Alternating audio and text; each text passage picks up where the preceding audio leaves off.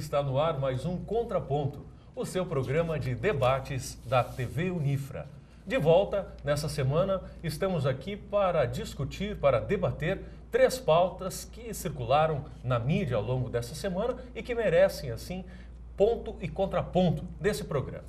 Considerações desta mesa, que hoje, mais uma vez, conta com os professores do Centro Universitário Franciscano. E está aqui conosco, tradicionalmente, o professor de Economia, José Maria Pereira, a professora Andressa Bernardon, do curso de Serviço Social, ela que é assistente social, e também o professor Paulo Ferroni, do curso de Direito. Hoje, não contaremos com a presença do professor Alexandre Macari, do curso de História, mas ele volta na próxima edição. Assim, abrimos esta mesa com 3 assuntos que merecem, eu dizia antes, destaque. O primeiro deles, campanha das diretas já completa 30 anos em 2014. Na sequência, vamos falar de economia. IBGE revela dados importantes do crescimento do Brasil. Economia brasileira cresce 2,3% em 2013. E para finalizar, vamos falar delas, das mulheres. Afinal de contas, sábado, 8 de março, é Dia da Mulher. E elas podem comemorar?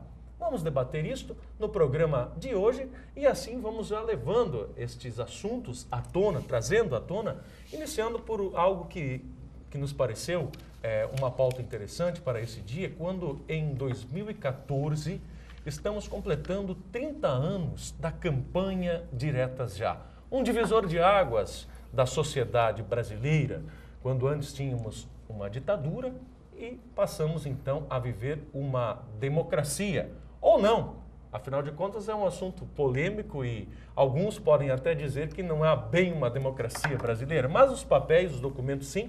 E eu abro essa discussão, esse debate com o professor José Maria Pereira, para que ele, e eu muito respeitosamente levo esse assunto a ele, no sentido de que ele possa nos trazer um pouco da sua experiência, porque viveu naquela época, não é? E dessa maneira pode nos trazer... Era muito jovem, na verdade. Mas pode nos trazer alguns elementos a respeito de como foi esse processo. Claro. Não é? E a gente vai trazendo o assunto, principalmente numa linha de evolução. Afinal, que Brasil era aquele, que Brasil nós temos hoje, professor Pereira? Foi muito bom o Magno falar dessa questão de viver, né? Acho que todos nós vivemos, não sei a Andressa, que é mais jovem aí, mas... e agora eu estava me recordando aqui, nessa época, que eu fazia há 30 anos atrás, né? 30 anos atrás, eu morava em Porto Alegre. E me lembro da campanha das diretas já, que havia digamos, um clamor por eleições diretas. Nós estávamos no governo Figueiredo, naquela época, e aí o Ulisses Guimarães, que era o senhor diretas já, ficou conhecido o senhor diretas já, ele conseguiu uma coisa difícil no Brasil, né, agrupar políticos de diferentes partidos, né, o próprio Brizola mesmo, o próprio Lula. E eu me lembro de um episódio, especialmente ali na frente da prefeitura em Porto Alegre, que é atravessando a rua já é o mercado público, e nós ficamos ali, todos olhando os discursos que aconteciam naquela ocasião, e assim me veio à memória, eu sempre me lembro, né, em qualquer episódio a gente lembra alguma coisa que marcou, às vezes uma música ou algo assim, e eu me lembro, né, tava o Lula, especialmente estava o Lula, e do meu lado estava que aliás é economista, o João Assir Verli, que foi prefeito de Porto Alegre, ele era vice-prefeito, depois ele assumiu como prefeito. E o Verli, eu conhecia ele, eu fiz o meu curso de economia lá na Unicinos, de graduação, e o Verli era coordenador do curso. E eu me lembro assim que eu respeitava ele como coordenador, o Verli era um sujeito sempre, né, bastante moderado, até no modo de vestir, e ele realmente soltou a franga naquele comício do Lula lá, tirou a camisa, jogava para o alto.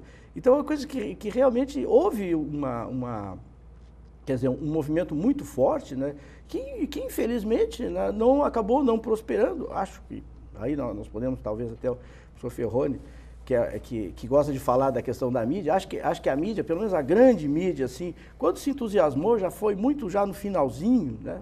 Especialmente eu acho que a Rede Globo foi muito no final que começou a apoiar as diretas já, E naquele momento ali, já nos bastidores do Congresso, se armava uma eleição indireta que acabou elegendo, o resto todos sabemos, o José Sarney. Mas a pergunta foi essa, onde eu estava naquela hora e o que eu senti naquela hora, foi isso.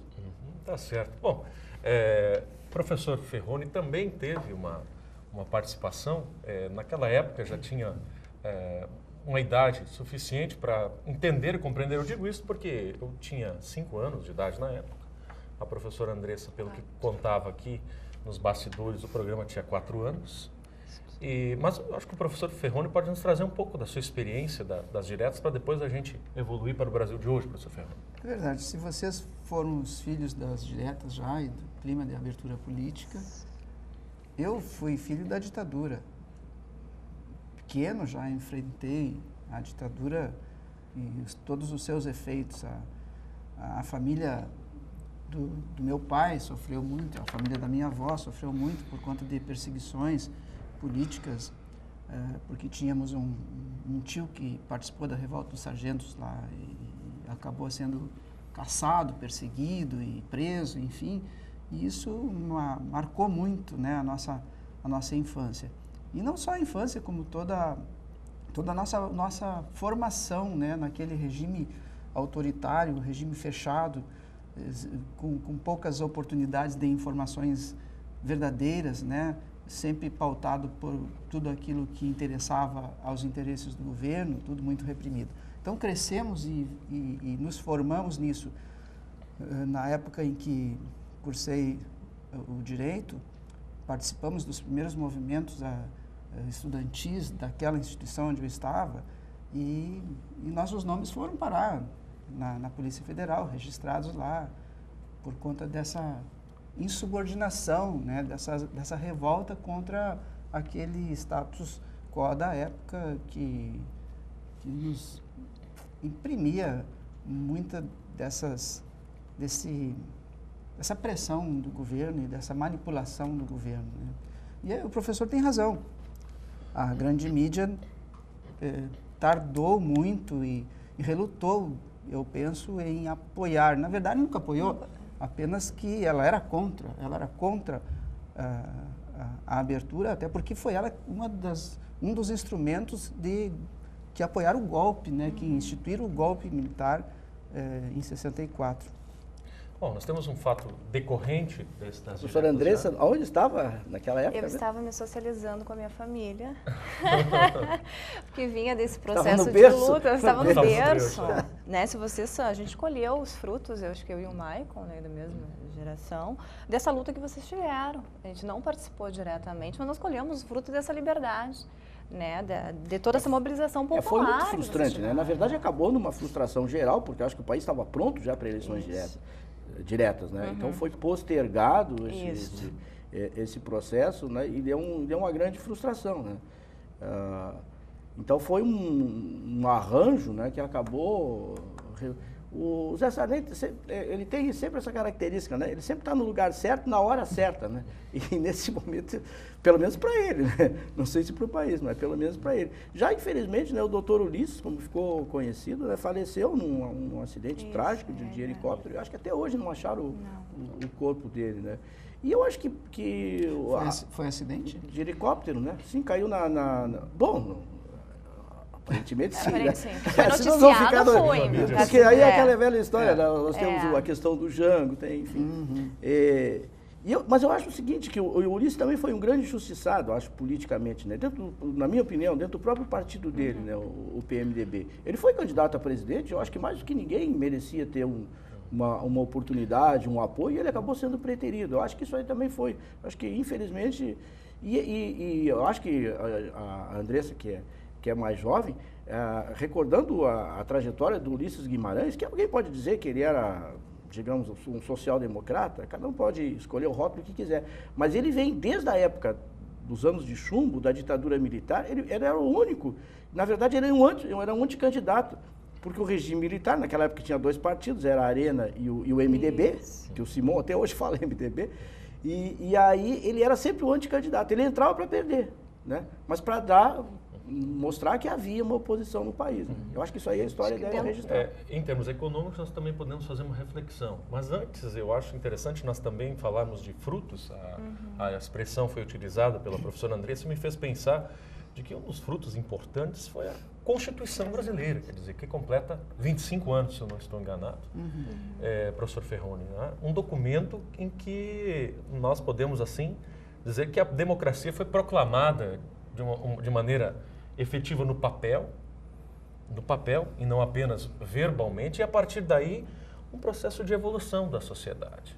Proclamada, mas não implementada naquele momento. Né? Nós vivemos ainda hoje sob julgos, né, muito poderosos e que não deixam o país deslanchar nesse verdadeiro Estado democrático de direito. Né? Nós nos submetemos à pressão internacional, especialmente americana, ainda, desde o golpe de 64, e hoje ainda tem muito dos americanos impedindo essa liberdade, especialmente na América Latina, a gente bem sabe, né? Mas aqui no país ainda se ressente muito. Né?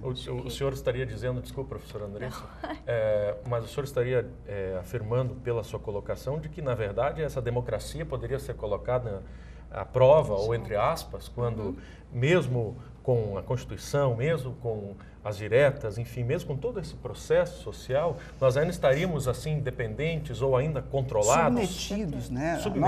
A nossa opinião pública, por exemplo, nós não temos uma opinião pública autêntica, legítima, porque as pessoas ainda se submetem à opinião publicada, e essa opinião publicada nos traz um grande problema, porque por trás disso, dessas intenções, vem toda a pressão internacional que ainda busca fazer valer os seus investimentos e interesses econômicos, políticos e tudo mais. Né? Bom, eu cortava, professora Andressa, que tinha uma consideração. Isso, quando a gente fala, né, do exercício da cidadania com a Constituição, o primeiro exercício da cidadania se fez quando toda essa mobilização foi para a rua, das diretas já. Que indiretamente, né, não se estava ainda no papel o exercício. Ou seja, eles foram lutar por um país em um único grito. E não foram só políticos, como o professor Pereira estava falando, que foi o o Lula, estava o Fernando Henrique Cardoso também, né, no comício. Brizola.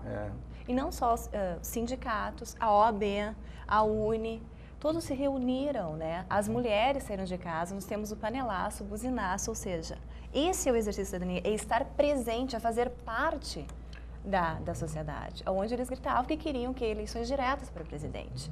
Em relação à mídia, né, o que se tem marcado também foi quando começou aquele slogan, o povo não é bobo, o povo não é bobo, fora a Rede Globo. Porque a Rede Globo, naquele momento, ela estava tímida, entre aspas. Quem mais noticiou foi a Manchete e a extinta Bandeirantes, né? Que foram, exato, foram as duas emissoras que na verdade, não apoiaram abertamente, mas fizeram ampla divulgação do processo. E a Globo pela própria manifestação dos artistas, né? Aí teve que daquele jogo, bom, vamos começar a noticiar também. Maquiaram, né? Exato. Verdade, sim, não passaram o fato em si, né? Até hoje, se a gente for ver, né? São artistas, tem que maquiar a contrariedade deles. Né? Não, e até hoje, se a gente for ver os movimentos sociais que teve agora, pela maioria da mídia, também foi maquiado muita coisa. Veja que o Osmar Santos era o locutor das diretas, e assim como o doutor Ulisses também teve um acidente trágico, o automobilístico ficou paraplégico, né? Não sei se vocês sabem disso daí também. Sim. Que ele era um locutor esportivo, né, que levava aquela emoção. Acho que até nesse caso, se não me falha a memória, da própria Rede Globo. Nesse caso, ele era ele era da rede, né? Faz parte. Né? Então é uma coisa que não está tão atrás, assim, né?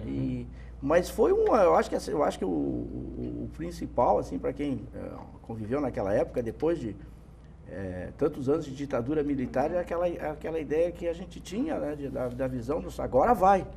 E não foi. Eu acho que isso foi uma frustração realmente muito, muito grande. E né? Economicamente, professor Pereira, quer dizer, a evolução do Brasil, à luz dessa mudança, a democracia, ela trouxe fatores positivos? O professor Ferroni defende uma ideia ainda de controle, de submissão, a palavra que ele fez questão de salientar, né? O que o senhor acha? Não, olha, tu sabe que o governo Figueiredo, por exemplo... total, em muitos aspectos, mas não total, né?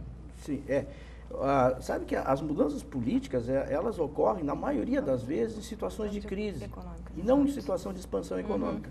Na verdade, o Brasil vivia uma crise muito grande, porque nós estávamos no início dos anos 80, e no início dos anos 80 nós tínhamos a crise, isso que o Ferroni falou, da questão da relação com o exterior, os bancos estrangeiros e tudo mais. Na verdade, o Brasil foi à bancarrota no início dos anos 80 e o crescimento econômico era negativo. A renda per capita, que mais à frente a gente vai falar, crescia, diminuía ao invés de aumentar, né? Então, o país empobrecido, basicamente sem poder pagar os bancos, sem haver financiamento externo, e renegociando com o Fundo Monetário Internacional condições cada vez mais draconianas e difíceis de serem cumpridas, tudo isso foi um caldo de cultura que favoreceu os movimentos sociais, especialmente o movimento das diretas já, na minha opinião. Tá certo. E, bom, mas diante dessa opinião, professor, poderíamos, há o que comemorar, quer dizer, o movimento diretas já, em termos de economia, modifica a sociedade, melhora, qualifica? Não, eu acho que sim. O movimento das diretas já, se ele não, aparentemente, ele não abriu as portas da democracia, que só ocorreria mais à frente. Mas ele, na verdade, sinalizou que a democracia era inevitável, né? E o governo militar não tinha outra alternativa, senão delegar o poder aos civis. Só que a questão ainda, talvez, porque o Brasil já vinha desde Geisel com aquela abertura lenta, gradual e segura, né? E os militares aparentemente achavam que ainda, quer dizer, teria que ser um pouco mais lenta, eu acho que na opinião deles. Mas eu acho que o movimento das diretas já, ele serviu principalmente para mostrar que já estava na hora, entendeu? Lentidão já seria perigosa naquele momento. E aí os militares saíram assim como quem não quer nada, né? Como se eles nem tivessem, digamos, saíram à francesa. Eu acho que foi isso que aconteceu. E de lá para cá, o que a gente sabe que, enquanto que nós tivemos em outros países, como na Argentina mesmo, julgamento de militares, aqui foi feita uma anistia e ficou dito pelo não dito, e até hoje. Professor Ferroni, o que eu volto a conversar com o senhor, o que nós poderíamos pensar, fazer uma reflexão a respeito dessa democracia brasileira que vivemos hoje, em termos de evolução? Aonde ainda nós poderíamos evoluir? Acho que o senhor poderia dizer, sim, e é de senso comum em vários campos sociais. Tá? Mas qual é o principal campo hoje que o senhor destacaria, já que estamos abordando essa comemoração de 30 anos de uma mudança de reflexão, de pensamento, de atuação, da condução de um país? Eu penso que a participação numa gestão democrática, a participação cidadã, ela se impõe. Nós não podemos mais ter instituições fechadas, nenhuma, seja executivo, legislativo, judiciário, mesmo após as eleições legitimadas, garantidas pela lei, mas com certeza não. A participação popular se impõe por meio de conselhos em todas essas instituições, Ministério Público, o Judiciário, o STF, o Executivo, o próprio Legislativo. Temos que ter uma participação além do voto. O voto é um cheque, um branco, dado, e depois nós não temos mais nenhuma participação. O povo deve participar mais a miúde. Não adianta fazer audiência pública trazida e instituída lá pelos gestores, onde o povo participa, dando opinião aqui e ali. Não, tem que participar diretamente. Tá bem. 30 segundos, eu sei que está terminando esse bloco, não, mas é que eu me dei conta que eu não respondi exatamente a pergunta, né? Porque tu perguntou economicamente o que aconteceu. Na verdade, esse movimento foi em 1994, né, se não me falha a memória. Então, mas naquele momento, economicamente, não aconteceu nada, mas em 1996 acontece o Plano Cruzado, que foi o primeiro de uma série de planos econômicos, fracassou o Plano Cruzado, como outros, mas que foi o primeiro até desembocar no Plano Real, que foi o que acabou dando certo. Só para não deixar sem resposta a pergunta. Tá bom, tá bem. Bom, mas dessa maneira a gente encerra o primeiro bloco, né, salientando esse tema. Foi uma sugestão da nossa audiência, inclusive, não é? A gente agradece a audiência do programa e essa foi uma das sugestões. Nós fechamos esse bloco, falando das diretas já, para, na sequência, falarmos de digamos assim, de um dos efeitos dessa democracia. Resultados ou números do IBGE revelaram, durante a semana passada, o aumento, não é, da economia brasileira, o aumento do nosso PIB, do nosso Produto Interno Bruto, um crescimento de 2,3%. É sobre isso que vamos falar na sequência, depois do intervalo comercial. Voltamos já.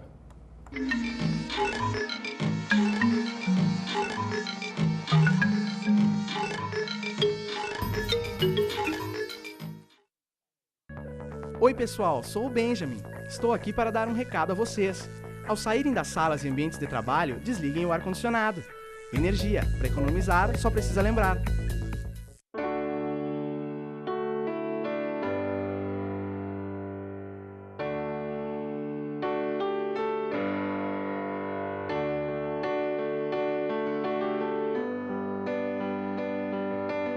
E no fim de tudo, pipa e vento, num belo momento, vão chegar ao céu. Assim como a pipa precisa do vento para voar, a Estação dos Ventos precisa de você. Colabore!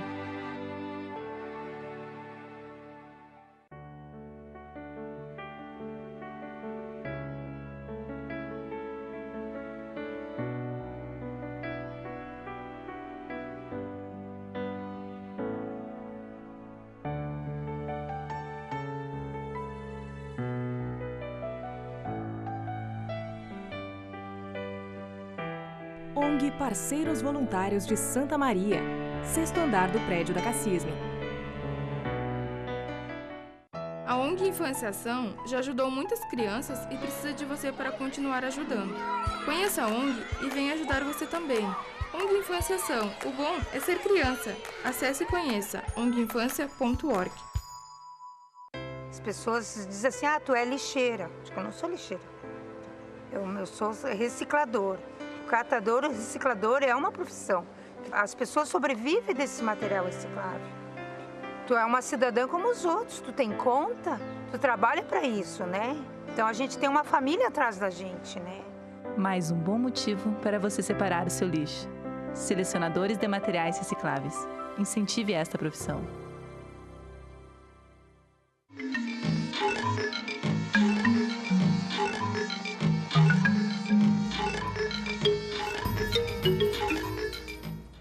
Segundo bloco do Contraponto, para falarmos de um dado interessante e que deixou até animado o brasileiro. Afinal de contas, o IBGE estimou um aumento do Produto Interno Bruto em 2013. Aumento ou crescimento da economia brasileira de 2,3%. Este dado, professor Pereira, foi, digamos assim, festejado por alguns, mas outros já talvez mais sensatos ou talvez não tão positivistas acreditam que não foi tão bom assim. 2,3% de crescimento da economia brasileira é um bom crescimento? Não é. Mas antes disso, Michael, vou fazer uma pequena correção, que aliás vocês me alertaram. Eu falei no bloco anterior, eu espero que os telespectadores não tenham trocado de canal, né? Porque eu falei que a Direta Já era em 1994, corrigindo, é 1884. 1984. 1984. Já falei 1800? Isso. Então eu me atrapalhei. Mas Agora, bem claro, antes eu errei por uma década, agora eu errei por um século. Mas está bem claro. Então tá bem. Então vamos voltar.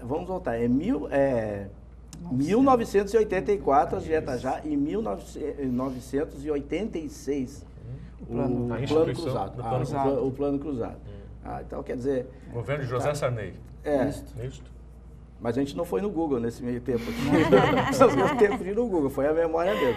Bom, mas respondendo, 2% é um crescimento fraco, né? Em primeiro lugar, talvez situar assim, o PIB, né, o Produto Interno Bruto, é uma das, chamar assim, um dos conceitos mais divulgados assim, da economia, e normalmente os jornalistas falam que é a riqueza do país. É mais ou menos isso, né? Tecnicamente seria o valor dos bens e serviços finais produzidos pela economia num determinado período, né? No caso aqui nós estamos falando num ano. Quer dizer, obviamente, se existem mais bens e serviços disponíveis, há mais qualidade de vida, é mais conforto que a população tem. E, ao mesmo tempo, a população ganha mais, porque o produto e a renda, em termos numéricos, é a mesma coisa. Porque a cada um que produziu algum bem ou algum serviço, correspondeu a uma renda, um salário, um lucro, um aluguel, etc. Então, essa é a ideia. Na verdade, isso seria um balanço do esforço de produção do país no final do ano. Claro que o IBGE divulga isso com 2, 3 meses depois, né, porque evidentemente é muito difícil. Mas sempre chamando a atenção que é valor isso, não é quantidade, né? Porque não seria possível somar a diversidade de produtos, milhares de produtos que existem na economia. Mas aí, então, esse número, 2%, 2,3%, é um número pequeno, né? Considerando que no ano passado o crescimento também foi muito baixo. Na média, o crescimento dos 3 anos do governo Dilma é de 2%. Esse crescimento, por acaso, eu tirei na internet antes de vir para cá já que nós estávamos falando, nem sabia do tema das diretas já, e estávamos falando em presidentes e tal, e eu verifiquei, por exemplo, dá para verificar todo um histórico aqui recente, esse crescimento, o Ferroni não vai gostar disso, né, mas esse crescimento é praticamente o mesmo crescimento do FHC 2, do Fernando Henrique, ou do segundo mandato do Fernando Henrique. A média do Fernando Henrique foi 2,1. Os 3 primeiros anos da Dilma foi 2,1. Pode ser que agora, 2014, com todo esse investimento da Copa e tal, provavelmente ela vai melhorar o percentual dela, mas dificilmente ela vai chegar, por exemplo, no Lula. O Lula 2, o segundo mandato do Lula, foi em média 4,6% o crescimento ao ano, né? Claro que nós tivemos em 2010 um crescimento fora do normal, que foi 7,5%, mas que em 2009 tinha sido negativo, né? Por isso que deu essa divergência. Mas, de qualquer maneira, desde muito tempo, para falar bem a verdade, desde os anos 80, que nós estávamos falando antes aí, que o crescimento do Figueiredo naquela época, veja só como esses números são ruins, Maicon, porque o crescimento do país hoje, ele não só se assemelha ao segundo mandato do Fernando Henrique Cardoso, que foi muito ruim, né, com toda a crise da dívida que nós tivemos, mas também com o governo Figueiredo, que foi, né, o último governo militar antes da abertura. Então, quer dizer que foi 2,4% o crescimento médio do governo Figueiredo. Então, é um número muito baixo, principalmente considerando que hoje, ao contrário da primeira década de 80, ao contrário daquela época onde todos os países estavam mais ou menos em crise, quer dizer, o Brasil era mais um que estava em crise. Hoje não. A maioria dos países, inclusive da América Latina, né, não vou falar nem da China, experimenta um crescimento alto e o Brasil um crescimento baixo. Quer dizer, eu acho que nesse aspecto que a Dilma está mal na foto. O Brasil acabou, mesmo assim, professor Pereira, ficando em terceiro lugar, o terceiro maior economia no mundo em termos de crescimento, apenas atrás da China e, se eu não me engano, dos Estados Unidos. Quer dizer, apesar da economia ter crescido pouco, ainda estamos em terceiro lugar em nível mundial, professor Ferroni. Esse é um resultado, professor Pereira faz suas considerações, mas eu imagino que o senhor tem um contraponto com relação a isso. Com certeza, não posso concordar com essas informações do professor quando dissociadas desse contexto todo em que vivemos, né? Nós, diferente de vocês dois, já vivemos mais Brasis que vocês, né? Nós somos, como dissemos antes, filhos da ditadura. O professor encarou a ditadura já quando jovem, né? Enfim, eu acho que quando universitário, talvez, né? Mas eu vi muitos Brasis e não me recordo de um melhor do que este, dessas décadas, essa última década. E, pelo contrário, não vejo a presidente Dilma como titular de um péssimo governo. Olha o crescimento social, né? Quantos direitos nós conseguimos? Quantos benefícios? O aumento do número de empregos, a escolaridade, acesso à universidade. Universidades, quantas foram criadas? Enfim, são muitos os exemplos que nos mostram que esses números parecem muito frios para revelar o nosso crescimento. A comparação com os outros países, né, a elevação do país economicamente no âmbito mundial. Quer dizer, eu não posso ver um Brasil ruim, pelo contrário. E quando se fala nessa animação, eu acho que é importante a animação, sim, é importante o estímulo. E acho que o bom deve ser divulgado e bem trabalhado, né? A questão é que a gente sofre uma pressão muito grande dos partidos de oposição que não querem enxergar e não querem admitir que as coisas boas foram feitas e estão aí à mostra de todo mundo. Eu não me lembro de melhor momento econômico no país do que esse. Sinceramente, muitos foram os outros. Quando tu fala de estímulo, tu diz estímulo ao consumo, Ferrari? Estímulo não, estímulo a esse crescimento que temos em todos os setores econômicos, sociais, enfim. Estímulo à cidadania, estímulo à brasilidade, estímulo ao brasileiro se considerar um cidadão do mundo como hoje ele é considerado. Né? Mas a gente tem que se dar de conta quando tu fala, né, que a gente tem que estímulo ao brasileiro a exercer a cidadania, que a gente está num sistema neoliberal, onde muitas vezes se perde o trabalho, que é a condição que tu tem de sobreviver, ter suas necessidades humanas básicas supridas, é através da mercantilização, é através de compra. Então, quando a gente está nesse sistema, quando se fala que se tem mais bens e serviços produzidos pela economia que vai gerar uma qualidade de vida, ao mesmo tempo a gente tem que contrapor qualidade de vida para quem e para quem, vê. Nesse aspecto, Andressa, eu me ativo, o Ferroni fez uma análise subjetiva, sociológica, política, como ele sempre fala. Mais sensível, né? Eu acho que sociológica também não, acho que ele fez uma análise política. Não, pro Raimundo, essa hora ia estar, fazer uma parte. Não, eu só queria dizer que o que eu fiz, na verdade, foi, apresentar os números. Os números, realmente, porque macroeconomicamente é o seguinte. O Ferroni, eu não discuto essa questão da distribuição. A gente está falando um número macroeconômico, que é o total. Claro que a gente não pode distribuir aquilo que não existe. Se o PIB crescer pouco, eu vou ter menos para distribuir. Porque se o PIB cresce pouco, a renda é menor, na verdade. Tá, se tem programas sociais, é evidente que tem. Então, eu acho que eu não tiro esse mérito do governo Dilma de fazer. Só que eu acho o seguinte, a taxa de crescimento no Brasil, para o tamanho do Brasil, né, e para os desníveis sociais que o Brasil tem, é muito baixa. E não estou nem acreditando isso aí, Dilma, eu estou acreditando isso aí, na verdade, desde, olha, a melhor média que nós tivemos foi no governo Itamar Franco. Mas era um Brasilzinho, né? Olha só o Brasil que temos hoje. Não, mas não era isso que eu estou dizendo, Brasilzinho. O Brasilzinho só é Brasilzão porque o PIB cresceu, porque senão não seria. Mas cresceu por conta dele. Cresceu por conta daquilo que todo mundo faz todo dia. Todo mundo trabalha, todo mundo produz, e o que produz cresce. Só que estou dizendo que crescer 2% é pouco, nós podíamos crescer 4%. Na média, Ferroni, na média histórica, o Brasil cresceu até o final da década de 70, 7,5% ao ano. E isso é que explica o Brasilzão de hoje. Não é esse crescimento médio de 2% que nós temos hoje. Mas o estímulo, professor, a esse crescimento vem das políticas públicas, né? Com certeza. Mas sabe qual é o principal estímulo a esse crescimento? Eu não vou ficar nessa discussão aqui, que eu acho que se é PT, se é que PMDB. Não estamos falando. Isso aí tu sempre puxa, eu não quero fazer isso. Por exemplo, o principal que explica isso, não vou dizer nem é o FHC e nem é o Lula e PT, etc. É Itamar, na verdade. Porque o Plano Real é lá do Itamar. O que permitiu esse crescimento e organizou a economia do país foi o Plano Real. O que redistribuiu renda nesse país foi o Plano Real, porque cortou o mal da inflação. Isso é o principal. O resto é acessório, na minha opinião. Importante, sim, mas não tão importante quanto a derrubada da inflação, que é o que todo mundo, inclusive a Dilma. Quando a inflação está sob ameaça, que nem agora, o que aconteceu a semana passada, que nós estamos analisando? Os juros subiram.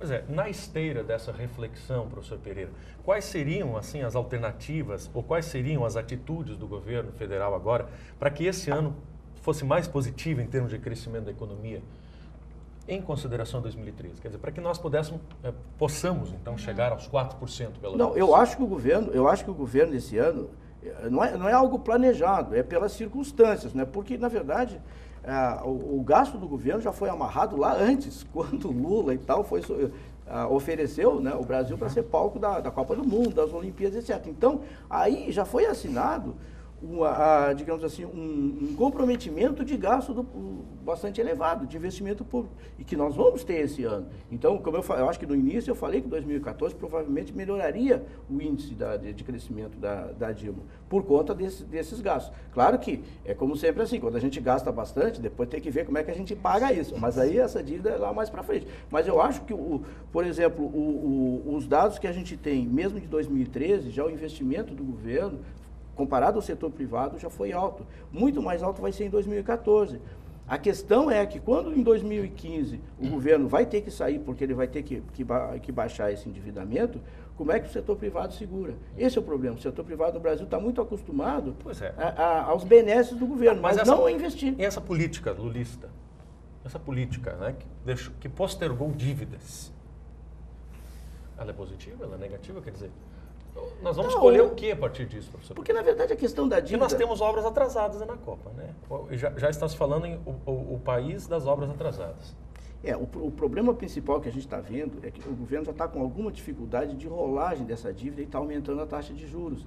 Por quê? Porque, claro, quando o governo faz um endividamento com títulos de 15 anos, 20, 25 anos, não tem tanto problema porque as coisas vão vencer lá na frente. Só que tem coisas lá atrás que estão vencendo agora. Então, para rolar isso, esse é que é o grande problema do endividamento. Agora, do ponto de vista macroeconômico, isso daí eu acho que empurra a economia para crescer. Mas é que a nossa economia é uma economia capitalista, né, entendeu? De mercado, que nem a Andressa fala. Então, depende muito do setor privado. O que vai depender, eu acho que é difícil agora, seria das expectativas. Se realmente o setor privado tiver expectativas, e eu acredito que talvez isso ocorra com a Copa do Mundo e Olimpíadas, talvez, eu não sei, eu não quero fazer isso, né, ser pessimista. Eu acho que o Brasil pode melhorar esses índices dele, eu acho que pode. Pois é. Andressa, assim, no dia a dia, na comunidade, nos bairros, você que circula por esses ambientes através da sua atividade profissional, também como docente, não é? É possível se enxergar assim, com facilidade, registros, marcas, indícios desse crescimento econômico? Sim. A população sente isso? E ela faz uso dessa informação, ou pelo menos ela sabe disso? Sabe, principalmente o poder de aquisição, né, entre aspas, que eles tiveram nesse Em que momento. setor a população, vamos dizer assim, mais carente, né? Onde ela se beneficia? Quer dizer, você enxerga a população mais preocupada com a sua saúde, investindo na qualidade de vida por meio da saúde, ou ela investe mais em bens materiais, como um televisor novo, uma geladeira nova? Acho que a política do salário mínimo foi muito importante. Né? Sim. Junto com a derrubada da inflação. A política do salário mínimo? Sim, porque o salário mínimo tem ganhos reais, tem apresentado ganhos reais, não só desde agora, mas desde a época do Fernando Henrique, eu acredito em torno de 60%, 70% quase, que é o que mais cresce. E a inflação sob controle, a população de baixa renda está teve mais melhor. acesso. Esse é que é o só que aí está o problema, nós todos temos o acesso, só que a gente não tem como organizar esse processo de endividamento. Que, por exemplo, tu tem uma margem no cartão, tu vai lá, paga o mínimo, aquilo fica rolando, chega uma hora tu não consegue mais pagar. O processo de endividamento está muito maior hoje. Pois é, o que me parece é que é uma falta de informação da população mais carente a respeito de, bom, eu tenho condições, agora como eu vou utilizar esse dinheiro? Sim, parte o endividamento das famílias é uma coisa alta hoje e tem limites e vai desaguar no sistema financeiro com taxas de juros exorbitantes, principalmente no cartão. E que é aonde, e no crediário, né? Isso. A crédito direto ao consumidor, que as famílias, quer dizer, então por um lado é possível ter, digamos assim, a minha empregada tem um split, tem ar-condicionado split, né? Quando que se pensaria isso há alguns anos atrás, que uma empregada teria split? Tem, claro, que ela consegue isso com endividamento, pagando juros, etc. Mas é possível chegar ao paraíso do consumo. Sim, telefones, tablets. Mas e o retorno? É essa animação, professor Ferroni, sobre a qual eu estava me referindo antes. Quer dizer, me parece que é preciso ter cuidado com essa animação quando você tem um poder aquisitivo e você não tem exatamente uma informação ou um esclarecimento a respeito de como utilizar esse dinheiro de forma sensata. Quer dizer, esse é o meu medo. Mas já vivemos momentos de maior endividamento das famílias. E as notícias estão aí para mostrar. E este realmente não é um dos piores momentos. As pessoas estão aprendendo a lidar com o seu orçamento. A gestão do orçamento doméstico tem sido realmente uma preocupação. Ninguém sai por aí a fazer loucura e a gastar tudo que não tem. Tem facilidade de crédito, mas sabe muito bem. Eu creio que nós não estejamos vivendo numa bolha onde as pessoas pensam que as coisas existem como ocorre nos Estados Unidos com a economia e com os investimentos deles. Nós não. A nossa economia é muito mais diluída e muito mais autêntica e menor. Eu penso que esta ideia de superendividamento não esteja nos mesmos índices dos primeiros momentos, lá onde o boom do consumo se origina. Mas existe, Ferroni, tanto é que se tu tem crédito no mercado, eles vão te vender. Com certeza. Aí o que acontece? O Isso estímulo acaba ao consumo fazendo. vem da onde? Facilidade vem do próprio sistema capitalista. Vem da onde a gente sobrevive. O crescimento do produto aparece aí, o crescimento das famílias é positivo, mas acho que abaixo de 2%, mas é positivo. Sim. Mas já foi muito mais elevado, né? Então, esse crescimento do PIB, apesar de baixo, o que sustentou mesmo esse ano foi a agricultura, o ano passado, a agricultura. Foi a agricultura, né? Pecuária e agricultura. Exatamente. A superprodução que tivemos no ano de 2003. Né? Bom, mas assim a gente encerra o segundo bloco para destacarmos essa informação que foi importante e foi discutida pelos meios de comunicação, nas redes sociais também, na última semana. Fechamos o segundo bloco para voltarmos na sequência e falarmos sobre o Dia Internacional da Mulher. Voltamos já.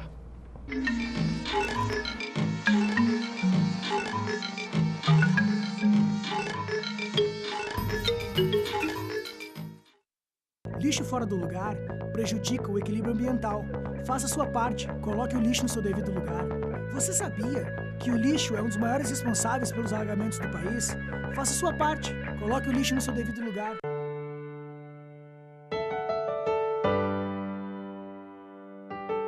Há mais de 70 anos, o Lar de Joaquina educa e ajuda crianças em situação de risco. Colabore conosco para que possamos ampliar nossas atividades, dando continuidade aos nossos trabalhos. Mais informações no site lardejoaquina.com.br.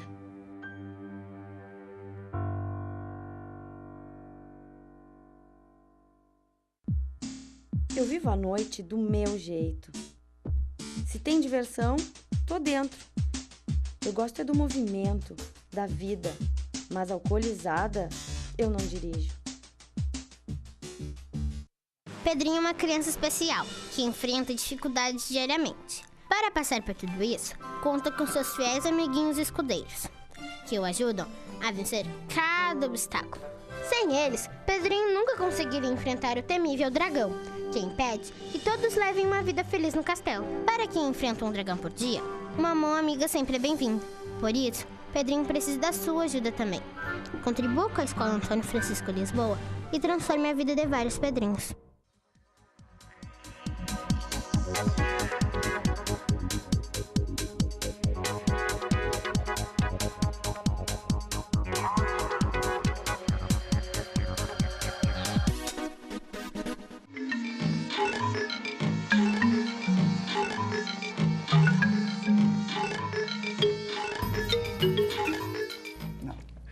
De volta, terceiro bloco do Contraponto, agora para falarmos de uma data comemorativa, uma data que se torna cada vez mais importante. Nunca deixou de ser importante, vale aqui deixar bem claro isto.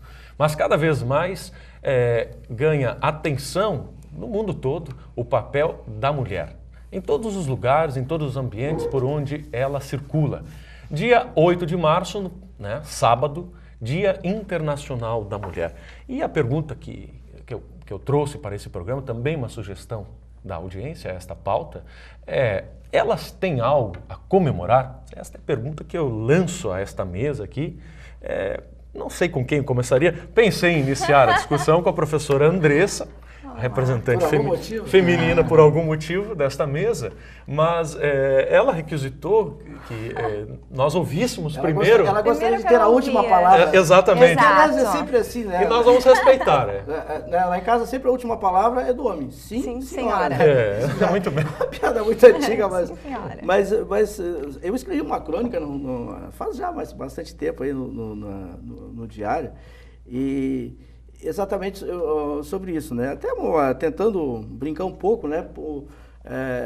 Os furacões, normalmente, não sei por que motivo, eles dão o nome de mulheres aos furacões, né? E eu reclamava disso, quer dizer, eu acho que teria que ser algum evento feliz, né? E não um evento triste para dar o nome de mulheres. Então eu reclamava. E na época que eu escrevi, eu falava que, no caso, faltava... Por exemplo, no caso do Brasil, tem uma mulher presidente. Logo depois eu fui desmentido porque a presidente Dilma acabou sendo eleita. E faltava uma mulher ganhar um prêmio Nobel de Economia. E também, logo depois, ganhou uma mulher o prêmio Nobel de Economia, né? Mas a gente vê a ocupação de espaços, e já que nós estamos saindo do carnaval, eu também me chamou a atenção, não sei se é o caso de vocês, que, por exemplo, carnavalesco, Desde Joãozinho 30, por exemplo, era uma atividade praticamente só de homens. E agora eu vi, não sei se na maioria das escolas, mas pelo menos 2 eu vi, que o carnavalesco eram mulheres, que inclusive apareceram na comissão de frente. Então, e a gente vê que hoje, por exemplo, no mercado de trabalho, 50% das vagas quase já são ocupadas por mulheres. Então, uma série de tabus, eu acho que caíram. E eu acho que tem que cair esse tabu de haver um dia só das mulheres. Tem que ser todos os dias das mulheres. Tá bem. Fiz a minha média. Ele fez a média dele com a audiência feminina que nos acompanha. Professor Ferroni, né? Um dia para todos nós, homens, também comemorarmos, não é isso? Com certeza. Agora, quais as mulheres? Né? Tem muitas as mulheres. Eu acho que ainda as conquistas precisam avançar. Se nós percebemos conquista de direitos no Ocidente, tem ainda muitos países onde a mulher é submetida a horrores, né? E exemplo disso na África, no Afeganistão, enfim, aquela cultura onde a mulher é bastante reprimida e ainda objeto de... Né? Mas, realmente, elas têm muito a comemorar em termos de conquistas de direito, igualdade. E me chama a atenção que elas avançaram. Além da igualdade, elas conseguiram a desigualdade, né, que os difere e torna os direitos mais afins, mais afinados com as suas características, né? A mulher avança nisso e isso realmente é muito interessante. Ela não é só tratada como igual, ela é tratada juridicamente como desigual por conta das suas particularidades femininas, né? E isso é muito interessante. Licença gestante, por exemplo, né? E outras tantas conquistas jurídicas aí que a tornam distinta e merecedora, com certeza, de todos esses créditos. Bom, a gente percebe a presença dela em todos os campos sociais. O professor Pereira já destacou isso, presidente, né? E também representante de órgãos importantes no mundo todo. E também aqui na universidade, a gente pode perceber uma presença forte dela, né? Em vários cursos de graduação. Praticamente 70% e alguns cursos 90% Por favor, dos cursos são mulheres que ocupam. Na área do direito, há alguns dias atrás, quando iniciamos as aulas, eu disse, mas até que enfim chega um homem na aula, porque eram 20 e tantas mulheres ali, mas por que isso, não tinha chegado nenhum menino. Essa é uma das características da nossa época. A mulher está ficando, quer dizer, as famílias precisam aumentar a renda média, né? Então antes nós tínhamos só o provedor, era o homem, né? A mulher ficava em casa, cozinhando, cuidando dos filhos, etc. Claro, a André já está me olhando ali de canto. Não falou nada até agora. Não, mas eu não fiz juízo de valor, eu estou dizendo que era assim. O que acontece? Essas comodidades que nós temos da vida moderna, né? TV, ar-condicionado, enfim, todos, computador e tudo mais, exige uma renda média maior das famílias, né? Então a mulher saiu para o mercado de trabalho também. Né? E se a família tiver um filho homem, o filho homem logo sai para o mercado de trabalho também para aumentar a renda média da família. Digamos, ele mal consegue concluir, se concluiu o ensino médio. Né? Às vezes ele sai terminando o ensino básico. E aí quem que fica em casa, digamos por hipótese uma família que tenha um casal, né? Vai ficar a mulher. Então a mulher, em geral, ela é, digamos assim, preservada do mercado de trabalho e com isso ela entra na universidade, consegue entrar na universidade e só entra no mercado de trabalho numa condição mais favorável, já depois de formada. É isso que está acontecendo. Eu acho que essa é uma mudança e quando nós que trabalhamos na universidade vemos que, no caso de economia mesmo, que quando eu comecei era uma profissão praticamente de homens, né, apareciam muito poucas mulheres, hoje a gente tem mais ou menos meio a meio e às vezes mais mulheres. E a tendência a gente projetar lá para frente é a mulher se situar melhor no mercado de trabalho, porque estudou mais. Inclusive financeiramente, ela começa a alcançar salários, salários parecidos com os dos homens. E hoje ela participa ativamente da economia, né? Exato, da economia familiar e da economia do Brasil, da sociedade, desenvolvimento da sociedade. Pois é. Não, é interessante, o professor Ferroni também destacava antes a questão dos direitos, né? Houve uma evolução forte nisso. Aqui nós temos a questão da economia, o professor Pereira muito bem destacou. O professor Ferroni tocou na questão dos direitos, não chegou a citar alguns exemplos, nós podemos falar sim da Maria da Penha, que já discutimos aqui, em nível de Brasil. podemos discutir uma evolução interessante também de defesa da mulher em vários outros campos. A campanha da fraternidade está sendo lançada esse ano com um tema interessante que também diz respeito à mulher, que é o tráfico humano. Né? A campanha da fraternidade de 2014 e os dados da ONU revelam que cerca de 2,5 milhões de pessoas são traficadas por ano no mundo. 2,5 milhões, eu até tive que ler bem esse milhões para ter certeza que não eram 1.000 apenas, né? E um dado que me pareceu assim assustador e que mais da metade desse dado era de mulheres, não é? Por conta de uma série de questões. Nós sabemos a questão do tráfico, a questão sexual também, da prostituição, o comércio, o turismo sexual que atinge o nosso país com força, e principalmente na região nordeste do nosso país. Acontecia muito, sobretudo no carnaval que nós passamos agora, mas acho que foi feita uma campanha muito forte. Inclusive, uns 2 anos atrás, eu passei o carnaval no Nordeste e havia uma distribuição de folhetos, uma ampla campanha nessa direção. Pois é. Bom, mas são informações assim, são avanços que a gente está debatendo hoje, tentando refletir o avanço, a caminhada, o rumo a uma sociedade que aceita a mulher no mercado lado a lado com o homem, não é? Em todos os campos sociais, professora Andressa. E é isso que as mulheres continuam, é por isso que as mulheres estão lutando, não é isso? É isso. O 8 de março, quando a gente fala, né, uma data, é que ele representa um dos principais marcos da história pela luta de igualdade. Né? Foi 8 de março de 1957, onde tecelãs, né, de uma fábrica de Nova York, saíram para reivindicar melhores condições de trabalho, redução na carga horária de trabalho, de 16 horas para 10 horas, igualdade ou equiparação, né, do salário. E o que aconteceu nesse 8 de março em Nova York?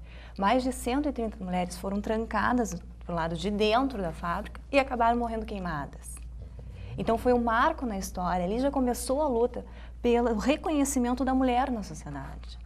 Né? E essa sociedade que sempre foi machista, que a gente está sempre correndo atrás. Né? Temos a Lei Maria da Penha, mas para que a Lei da Maria da Penha? O que ela significa, Ferroni, dentro do direito à Lei Maria da Penha? Com Falando certeza, assim, o que significa? Na prática, é um instrumento que não havia.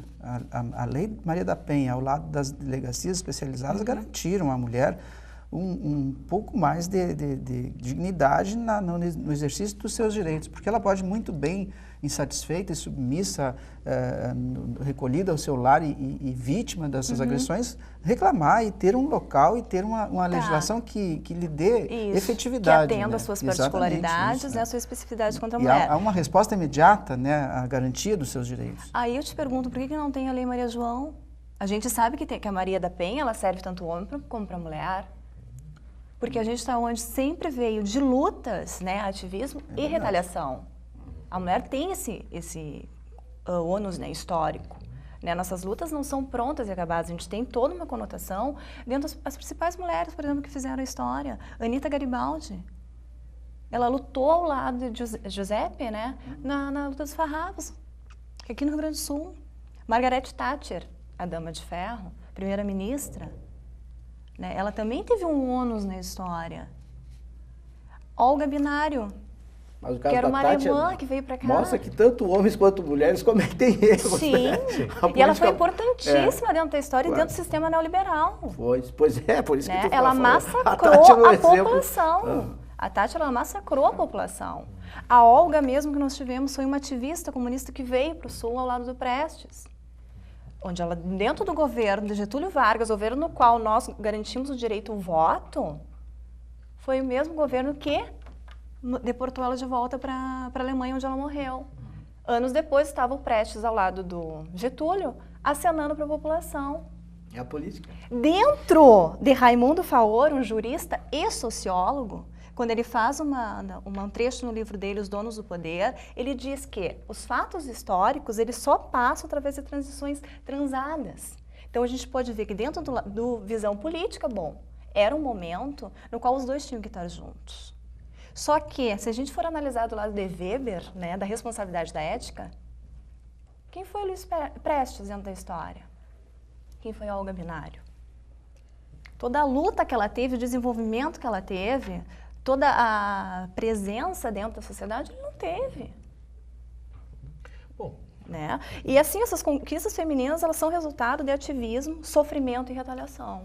Mas, Andressa, eu acho assim, sem desfazer, eu acho que é importante a Lei Maria da Penha, principalmente. Sim, ela é importante para todos nós. Menos cultas da população. Porque eu acho que o principal mesmo do desenvolvimento, a conscientização, acho que da relação igualitária que deve haver entre homens e mulheres, eu acho que ela vai se dar mesmo com a educação. Acho. Exatamente, esse acho que é o principal. Né? Porque assim, eu não precisaria ver... As próprias mulheres, como nós comentamos antes, pelo próprio grau de educação aumentado que elas têm hoje, elas não vão se submeter mais a uma relação... É com o próprio exercício tomar cuidado para que o feminismo também não tome conta. Exatamente. Que o processo não vire também ao contrário. Uma vez a gente já discutiu aquele processo lá, e aí vem lá do feminismo, aquele que a mulher devia ser igual ao homem, aquilo, do meu ponto de vista, deu em nada. Da Betty Friedman, daquele pessoal lá, né? Mas enfim. Porque senão acontece o contrário, quer dizer, a mulher não tem o direito de... O homem não tem o direito de dar o tapa, né? Mas a mulher tem. Também não. A mulher tem o direito de dar o tapa só porque é mulher, quer dizer. Isso toma cuidado para que isso não se inverta, não é? Isso é questão de conscientização. É questão de educação. De educação. É de quem eu sou e como eu estou dentro dessa sociedade. O que eu quero na sociedade para os meus filhos, por exemplo. Pois é, Andressa, o que você como mulher quer para a mulher a partir de agora? Nesse processo evolutivo, o que você está enxergando assim? Uma questão que eu lhe faço, né? Nos últimos anos, toda essa evolução, a gente está trazendo aqui alguns elementos, alguns exemplos, pontos de vista a respeito da presença da mulher e nós temos, assim, uma unanimidade nesse sentido, não é? Dessa importância. Mas o que você espera dessa mulher daqui para frente, Andressa? Para a gente finalizar o nosso bloco, o nosso programa. Eu nem digo só da mulher, eu espero da sociedade. Né? Eu esperava uma harmonia entre todos os setores, economia, política, né, entre as gestões, que nos traria uma melhor qualidade de vida para todos, não só para a mulher, consequentemente para a mulher, que hoje é chefe de família e às vezes tem uma jornada tripla. Né? E para fechar, quem é a mulher hoje? A mulher hoje é uma mulher guerreira. Tá bem, tá bem. Parece que eles combinaram, né? Esse final, o grande final. A ideia era realmente trazer à tona, né, alguns elementos desta figura, não é? A mulher, né, a presença dela na sociedade e a evolução dela, o comportamento dela. A gente assim encerra o nosso programa dentro do nosso tempo, o terceiro bloco de mais um Contraponto. Agradecendo sua audiência, agradeço também esta mesa, mais uma vez, que se fez presente aqui no Centro Universitário Franciscano. Este é o Contraponto, um programa do canal 15 da NET, que vai ao ar na sexta-feira, às 13 horas e também às 23 horas, às 11 horas da noite. E também às 7 horas da noite, ou às 19 horas, no domingo. E a gente convida você para que participe. Hoje tivemos aqui temas que foram pautados pela professora Sibila Rocha, professora coordenadora do curso de Publicidade e Propaganda aqui da instituição, que nos trouxe essas dicas de temas que sim, estão na mídia e que mereceriam todos os comentários e este espaço de discussão, este espaço de esclarecimento, não só acadêmico, mas social, que este programa se propõe. Não é? E assim a gente espera a sua contribuição. Na tela vai aparecer aí, o nosso programa está no YouTube, não é? Você pode acessar lá o nosso programa e por lá, e também por e-mail, ou conversando com a gente, pode enviar a sua sugestão para o debate desta mesa. Agradeço e ficamos por aqui. Até o próximo programa.